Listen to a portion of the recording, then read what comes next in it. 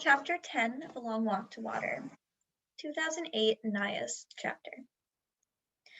The men finished their meeting. They all stood and walked past Naya's house. Naya joined the crowd of children following them. A few minutes' walk beyond her house there was a tree.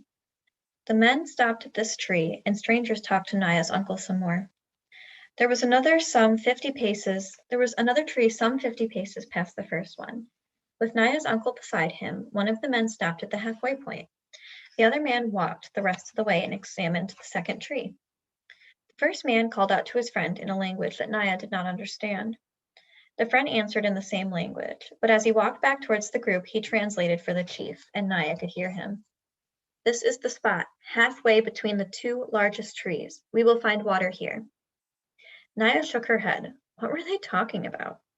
She knew that place like the back of her own hand. It was there, between the two trees, that the village sometimes gathered to sing and talk around a big fire. There wasn't a single drop of water on that spot, unless it was raining.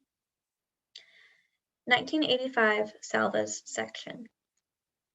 Salva reached for his gourd. He knew it to be half full, but suddenly it felt much lighter, as if there was hardly any water left in it. Uncle Juir must have guessed what he was thinking. "No, Salva," he murmured.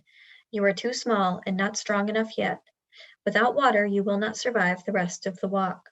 Some of the others, they will manage better than you." Sure enough, there were now 3 women giving water to men on the ground. Like a miracle, the small amounts of water revived them. They were able to stagger to their feet and join the group as the walking continued. But their 5 dead companions were left behind. There were no tools with which to dig, and besides, burying the dead men would have taken too much time. If he were older and stronger, would he have given water to those men? Or would he, like most of the group, have kept the water for himself? It was the group's 3rd day in the desert.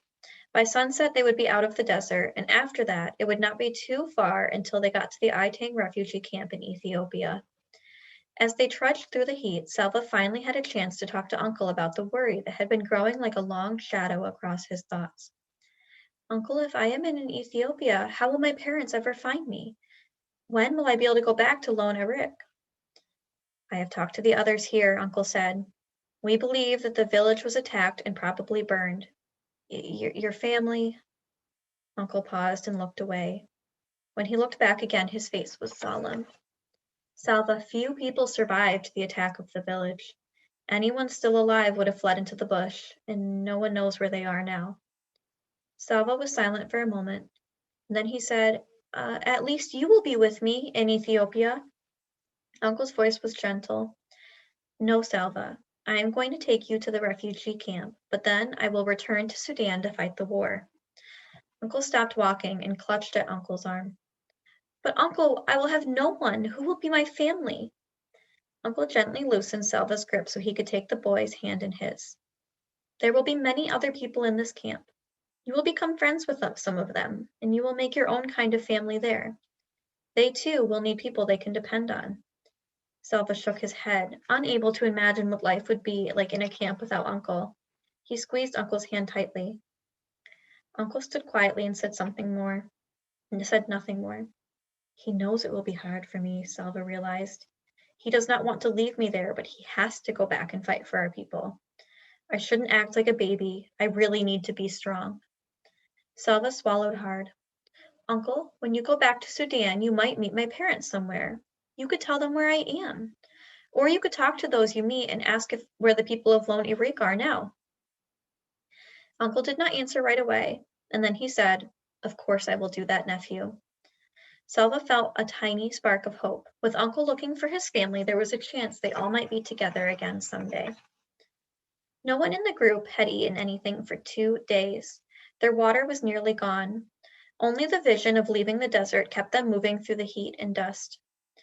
Early that afternoon, they came across the first evidence that the desert was receding. A few stunted trees near a shallow pool of muddy water. The water was unfit to eat, but a dead stork lay by the pond's edge.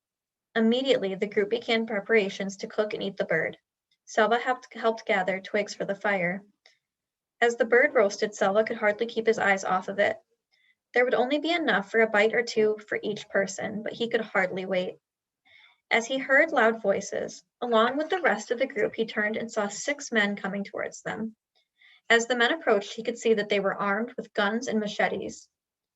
The men began shouting, "Sit down, hands on your heads, all of you now!"